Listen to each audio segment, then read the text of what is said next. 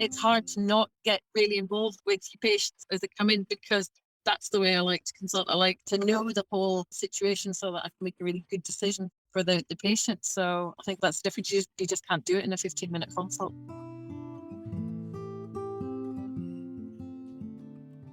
Hi guys, and welcome to the House Call Vet Cafe podcast. I'm Dr. Eve Harrison. I'm a full-time integrative concierge house call veterinarian in Los Angeles, and I help other vets to build their unique mobile practices on their terms. This podcast is for and by house call and mobile veterinarians, so it is meant to give our community a platform to connect, to share our stories, to lift each other up, and to support each other. Most of us work solo as lone wolves, right? So for me, it's been really powerful to be able to physically hear the voices of my colleagues from all over the world and to get a chance to feel that we truly are part of a community of very real other human beings who get it. While you may be alone in that little bubble of your own vehicle when you're on the road seeing patients, I welcome you to join our community by tuning into our own podcast when you're on your way to your next house call. Whether you're a super experienced house call vet with 30 years of experience, you're a brand new prospective house call vet just looking to get started, or you're house call curious, there will be something for you in this podcast. Each episode, you will hear interviews from other mobile veterinarians just like yourself who are doing unique and innovative things, vets who are sharing their stories, their struggles and challenges, and you can also look forward to hearing valuable information and perspectives from specialists and experts outside of our micro niche. And finally, if becoming a house call veterinarian is something that you've been thinking about exploring, or you're looking for some extra support getting your own mobile practice to feel more profitable and sustainable for you, check out the information in the show notes about my course and our above and beyond supportive private community for members only, plus our monthly group coaching sessions within the House Call Vet Academy. You can also check out my free public Facebook group, which is also called the House Call Vet Cafe, the same name as this podcast, and which is a warm and cozy community for mobile vets to support each other in professional and personal development, in creative entrepreneurship, and in friendship. So thank you guys for spending time with me today. Let's dive into the episode.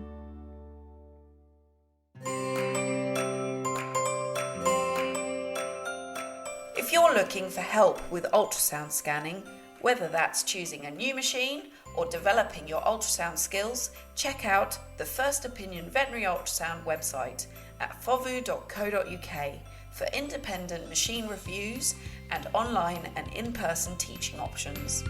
FOVU, simplifying ultrasound. Hi guys, welcome to our episode today. We are today interviewing Dr. Liz Shepherd. And as you can tell, we're in very different time zones. If you're watching on the YouTube, Dr. Liz is sitting in a dark car after her house call appointments for the day. And I am sitting in a virtual background of a coffee shop during daylight. It's not real what you're seeing back here. So anyway, I wanted to introduce you guys to Dr. Liz, who is a house call veterinarian in the UK. She owns her own solo practice called The Visit Vet, practicing on the border between Scotland and England in Carlisle. She was qualified in 1997 from the Royal Veterinary College in London. So she's been working mixed practice mainly in Cumbria for 23 years before setting up her house call practice in November of 2020. She also has started a Facebook group called Mobile Vet Mums, which is a really sweet group of mobile vets in the UK who are also moms or mums, as it is said in that part of the world. And she's got, you'll hear this beautiful Irish accent. And I love Irish accents. So she's got this beautiful Irish accent, but she's lived between Scotland and England for the last 30 years. So welcome, Dr. Liz. I'm so happy to have you here. Thanks. I'm glad to be here. Yeah. So first of all, I wanted to start out the episode by asking you, when you're on the road in your car that you're in right now, what is your favorite snack to eat in the car while you're on your way to your appointments? That's a brilliant question. I have tried to give up snacking in the car because I think it's a really bad habit. But I do occasionally stop off at little places like cafes and have like a scone. I really like a nice scone, but they're messy, so I don't like to eat in the car if I can get away with it at all. So I'm trying to behave as I'm getting older. That's awesome. Scones. Okay. Yeah, they're super messy and crumbly. What Mm. flavors of scones do you like? A good plain one from certain places that I go past, which are just they're too good to miss, really. Very nice. Yes, perfect comfort food. So, can you tell me a little bit about your practice? How did you decide to embark on this journey of becoming a mobile vet or a house call vet? You know, in my first year of practice, well, a very, very long time ago, I had an idea of trying to start up some kind of mobile vet unit. I was probably thinking a lot bigger and thinking of having a van and having basically a surgery that you could take to different places. The area that I work in is really rural, so lots of places. And I realized that there were a lot of people that couldn't actually get easily into the vets. The bus service isn't terribly good here. So you're relying very much on taxis or relatives to get pets into the surgery. But that didn't really happen. And then, I had some kids and I was working part-time, and the thought of starting anything on my own just was completely blown out of the window. So probably mid 2019, I started to think about it again, and I thought, well, you could do it a lot easier if you're just working from a car or a van, just going house to house and actually using somebody's living room as your consult room. And I worked from there. And I'm really glad I set it up because I thoroughly enjoy doing what I do. I always enjoyed the house calls whenever I was in practice, but I thoroughly enjoyed just doing it 100% of the time now. Oh, that's amazing. And do you have any regrets about kind of becoming house call rather than having a whole mobile surgery thing? That's a decision that a lot of people are kind of trying to make. Many people start out thinking they want to have a whole mobile clinic and all of that overhead. You could tell Yeah. how I feel about it. Yeah. It's not even the overheads, it's actually just the practicality where I'm working. As I say, a lot of what I do is quite rural, but I do service Carlisle city as well. And there are places you just couldn't get a big van into easily, and certainly parking would just be a nightmare. So I'm actually hoping in the next month to get an electric van. So it's on order and it should hopefully arrive next month. So that should be a lot easier. At the minute, I'm driving a Freelander, which is quite a big vehicle to drive about. So we're going into a little van, which has got more room for equipment and less space all around it. So hopefully it'll be a bit easier to maneuver. That's awesome. Congrats on your electric van. Yay. Oh my gosh. I feel like it's just a matter of time before we all get electrified with our vehicles, right? Yeah, I think so. I think it's coming and the batteries are getting better. Just for when I started, even whenever I'm quite busy, I'm not doing any more than about 150 miles in a day. So the van that I'm getting will manage that fine. So that I think we're probably there now that if you work in a relatively small area that you can get away with it. The problem is actually getting hold of one these days at the minute. So they're a bit like hen's teeth at the minute. Like hen's teeth. That's a cute expression. We don't say that in the US, I don't think. And so I'm curious, like this is a little bit of a different direction than I was planning to go, but I'm really interested in, did you have to do a lot of research to get your electric van? And you mentioned it's hard to get a hold of. What was that process like? Basically, I had decided that I was going to get an electric van as soon as I had enough funds available to go and get one. That was kind of my ethos the whole way through. I do quite like this sort of green ethic of trying to recycle as much as possible and use as much green energy as I can. So the process was basically I went into one car showroom and they explained that they weren't even taking orders for electric vehicles until April of this year, and we wouldn't actually get them until probably December. So I tried another one and they said, oh, well, we've actually got one. And because they had it available, I thought, well, I may as well just go for it. It doesn't make an awful lot of difference what kind of van it is. All I needed was a little van that was big enough to put what I needed in it and have a battery life that was going to work for me. So I've been really, really lucky because I think I've got the only electric commercial vehicle available in Cumbria at the minute. So Super exciting. I've had it on my kind of on my radar thinking about like maybe a Tesla or, I think there's all sorts of ethical issues about the Tesla per se, but I've had my eye on the kind of electric car space for a little bit. And I mean, I think any electric car is going to be an upgrade in terms of green thinking and keeping our practices as eco-friendly as possible. So I'm proud of you. That's really cool that you got that. It must have been a nice chunk of change, a big investment, but a worthwhile one. yeah, well, I'm hoping so because I think it's probably the way things are going until hydrogen technology catches up with it. That'll be the next thing, I think. But I have actually seen a hydrogen bus being transported down towards London on the motorway here. So I know hydrogen technology is kicking about, but I don't think people are going to put it on top of their cars yet. So Totally. So you mentioned that you're in a very rural area. I very often get questions to me from prospective house call vets who are interested in starting a house call practice, but they're really concerned that because they're in a rural area, will they have enough clients? Will there be enough business? I'm curious to hear your experience with that or your answer to that question. I think if you've done your research well enough, there are a lot of people who really appreciate what you try to do for them. And I think the difficulty is really going to be advertising yourself in an area like that.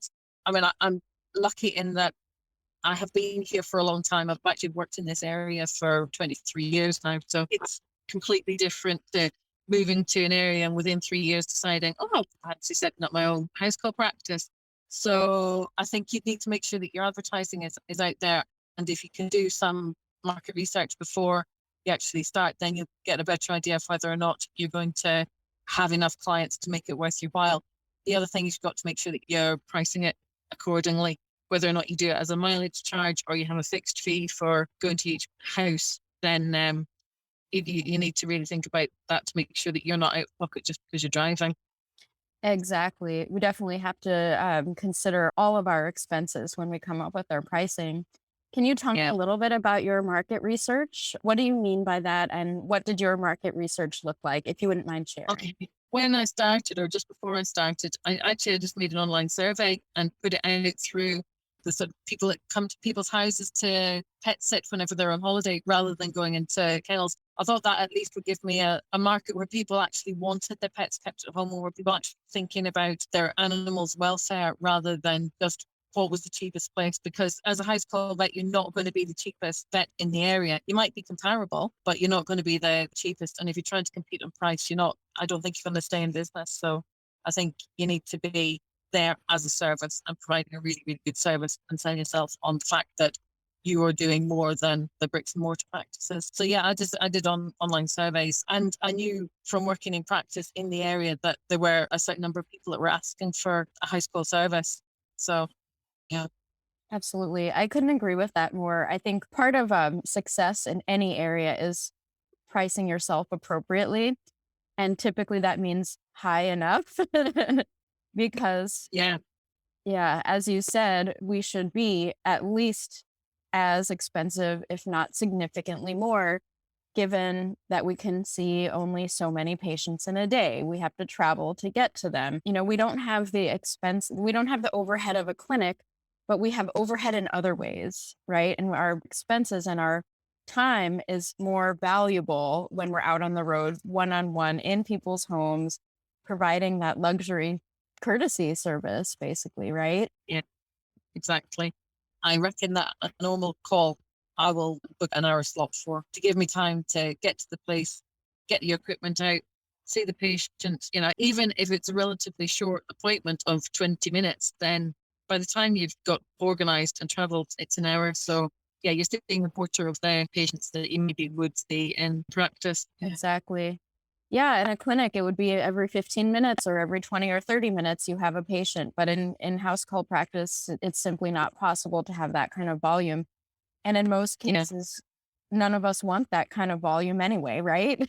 Well, exactly. And actually, it's sometimes hard whenever you go back into a practice situation. I have done a little bit of locuming locally in quite a busy clinic, and it's hard to not get really involved with your patients as they come in, because that's the way I like to consult. I like to know the whole situation so that I can make a really good decision for the patient. So I think that's different. You just can't do it in a 15-minute consult. I so agree with that. I haven't done relief work for a while. I still do a little bit to help out clinics, not because I need to anymore with my business, but when I have colleagues who are like, oh God, I'm drowning in my clinic, we need some help, or I need a vacation, I'll help out. And I just, a 15 or 20 or 30-minute appointment, even, I feel like I'm doing such a half-assed job right now. Like, I am so used to just really sitting and being present with my clients, listening to their life story. Yeah, they all want to tell it. So let's create the space to let them do that and celebrate, their experience as caregivers for animals. And it feels pretty bad to me rushing people or, not asking all of the questions and not getting the big picture, like you said. And now it feels very comfortable. It feels very right. It feels like truly a healing experience for everyone involved in the home when no one's rushed. You don't have to rush yourself. The caregiver feels heard, safe, and the animal isn't rushed either. We're on dog and cat time, I always tell people. Yeah, absolutely. And it's also nice to see the pets whenever, even if they really don't like being in the presence of a vet and they don't like being manhandled or held on to or examined or whatever, they stand there and they're a little bit nervous, they stand and shake. But the minute you stop, that's it. They're absolutely fine. Whereas in a clinic situation, I had a little old Jack Russell Terrier, and they were used to say she used to shake from the minute she got to the car park until she got home. So I saw her monthly for the rest of her days for the last 18 months. So yeah. That lucky little creature to not have to go into the clinic anymore. Yeah, but it just makes it all worthwhile when you get a really good experience like that. Absolutely. And so going a little bit of a different direction, in the UK, I understand that there's a requirement to provide 24/7 care for your patients. Yeah. How do you It's handle that? How does anyone else who's a mobile vet in the UK handle that, or the EU? How do you live your life? Like, what do you do? um basically I have got an agreement with a local practice who will do any surgery or diagnostic workups that I need done that I can't do in the home. And they also cover my out of hours. So they get the extra work of the surgery with the out of hours cover being the payment for it, really. Okay. And is that what most mobile vets do? They find an alliance with a brick and mortar practice that's offering overnight service and things like that? I suspect so. I think some actually have been very clever and got an agreement with more than one practice, which will allow you to sort of build up the numbers. So it means you're not putting any extra or that much onus on one practice. If it was to get really busy, you would have to split it. You'd have to at least offer somebody else to cover or open your own bricks and mortar surgery to do the out of hours. That sounds like the most reasonable thing. I truly don't think it's possible for anyone to really offer 24/7, 365 days a year and not burn out. I don't think it's possible. I think as well, you get really quite invested in some of your patients as well, the really, really sick ones, because our workload's less, our patient load is a lot less than bricks and mortar practice. So I think you do get more involved with your patients. Oh, yeah, I relate to that tremendously. Whenever a patient of mine passes or has a crappy diagnosis or something going on with them, it's a hard blow. Like, I feel very emotionally invested. And I always felt that way in the clinic, but this is a whole other level. It's, It's yeah, it is like they're all your own pets, really. absolutely. That's how I feel. Like, if something's going on with one of my patients, I feel it as though it were my own, truly. Yeah. Yeah, I think Yeah. so many of us mobile and house call vets feel that way for our patients, especially, if you're a lower volume, the lower volume your caseload, the more attached to each patient you can be. Yeah. Yeah. Yeah. So you started a really sweet Facebook group, the Mobile Vet Mums for Mobile Vets, and it seems to be mostly folks in the UK, as far as I can tell, except for me. Can you tell me a little bit more about that group and how you founded it, when you founded it, and what it's And all about? I mean, it basically started as an offshoot of Vet Mums, which I'm assuming you've heard of that Facebook group. And there were a few of us that were talking about doing mobile work, and we thought should we maybe just have our own group. So it was, although it's my name that's the founder of it, there were a few of us that said, should we just talk about mobile things whenever they're pertinent to us rather than everything else. I mean, you get quite good CPD on Vet Mums and veterinary voices. So there's quite a range of people. There are folk providing just in-home euthanasia. And there's definitely somebody from Australia who's on that group as well. So yeah, it's quite a nice mixed bunch of people. Oh, yeah, I know that person from Australia in the group. She's in the House Call Vet Academy. All right. Yeah. Yeah, awesome. Yeah, I really want to get an Australian house call vet on here, so I need to maybe ask her. That accent is like just so adorable to me. So, can you tell me a little bit about what it's been like being a mom or a mum and being a business owner as well?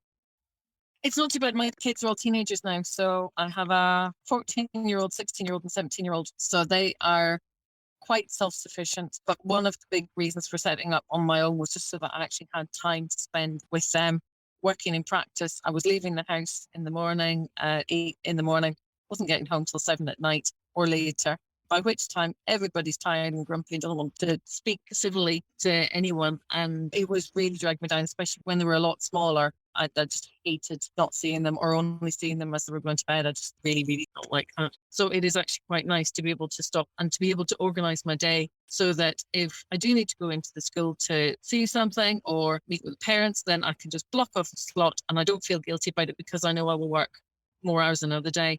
So I try and work 2 long days in a week, and then the Wednesday, Thursday, Friday, whenever I'm usually got my kids on there during the day, then I will be home finished at 4 o'clock. She says, sitting here at 7 o'clock at night. Yeah, so I will work the extra hours whenever it needs done, but it's nothing like as frequent as it was when I was in practice. And I'm not doing out of hours, so it's even better. Awesome. Yeah. Yeah, that's such a common thing. People who are parents like to go towards house call practice because of the freedom and the ability to spend more time with their families. I think it is possible. It's just not easy to do it in a practice setting, but you have to do a lot of lateral thinking to try and make it work. Exactly. And I would love to hear, do you have any tips for someone who is a mobile vet and who's also a parent? Anything that you learned along the way that you might suggest that would be helpful? Just be organized, sort of really know what you're doing in the day. I've got a slow cooker because I think that's sometimes a good thing to make sure that I've actually got a healthy meal for the kids. We were going through a stage of just eating pizza because I needed to have something quick for them to eat. I'm also a scout leader as well. So 2 nights a week out with my kids, scouts as well. So it's all a bit rushed by the time I finish work and then off to scouts. My other top tip is keep a little notepad or a folded up little bit of paper in your pocket so that you can write down things, because you quite often get asked something and by the end of the day you've forgotten it. So at least whenever you come home at the end of the day, if you've made a note of something that you need to do, then you can do it whenever you've got some thinking time. That's been my top tip for myself. Write things down. Don't rely on your memory for anything, because even if you used to have a good memory before you had kids, you won't afterwards. It's important to remember that your memory might not be what it used to be. I love that. So meal prep and having a plan for how to remember things and, your to-do list. Oh my God, my to-do list of things to write down from the course of each day is like tremendous. I use my phone personally, so I keep lists in my phone. Yeah. It's a different generation, maybe. And actually, nurse's clip, like with a pen and a pen torch. Honestly, that's one of the most useful things I think I've ever had. Why I didn't do it in practice, I don't know. But yeah, I love it. I love a little pen clip with my nurse's gear and a nurse's watch as well, because I don't wear a watch and you can't really take a pulse and hold a phone at the same time if you're trying to get a pulse. So yeah. Right. Oh, love that. Yeah, those are great tips. That's fantastic. Thank you for that. So is there anything else that you'd like people to know about you or what you do before we close our episode? No, I just thought that it's being a mobile vet is a great gig if you've got the confidence to do it. And if you really like being involved with your clients and your patients. Just took me out of a hamster wheel of seeing patients in a clinic, and I actually really enjoy it. And I used to really enjoy surgery, but I'm really surprised that I don't miss it half as much as I thought it would, because I get so much out of consulting at home. Amazing. Yeah, I don't miss surgery one bit, not even a little bit. So I hear you. And a lot of people are very surprised to find that, life is a little better without the stress of surgery, actually, right? Yeah. I mean, I used to enjoy it, but as I say, I'm really surprised I don't miss it, but actually I don't. So yeah, there we go. Fantastic. So closing up our episode today, since we are in the House Call Vet Cafe, can you tell me what's your favorite tea or coffee or any other beverage that you like to drink, either in the car on your way to seeing your appointments or just hanging around? Oh, I'm a latte girl. Yeah. And if I can make a homemade one, it's much better, but that's what I'll have with a latte. Yeah. Very nice. Excellent. All right. Well, thank you so much, Dr. Liz. It's been so awesome chatting with you. And thank you for sharing your insight and your wisdom, and have a great rest of your night. Thank you. Thanks for inviting me on. Yeah. Thanks. Bye. Bye. Thank you so much for listening to this episode of the House Call Vet Cafe. If you enjoyed this episode, then hit the subscribe or follow button on Apple Podcasts, Spotify, Google Podcasts, YouTube, or wherever you listen to podcasts so you never have to miss an episode. This podcast is made specifically for you, so don't be shy if you'd like to reach out and let me know your thoughts on this episode. You can find me on Instagram and Facebook as the House Call Vet Academy, where I also share more valuable content. If you're interested in learning more about consulting for House Call Vets or the House Call Vet Academy online course and community, please click on the link in the show notes. Have an amazing rest of your day, and I can't wait for you to join us for our next episode of the House Call Vet Cafe.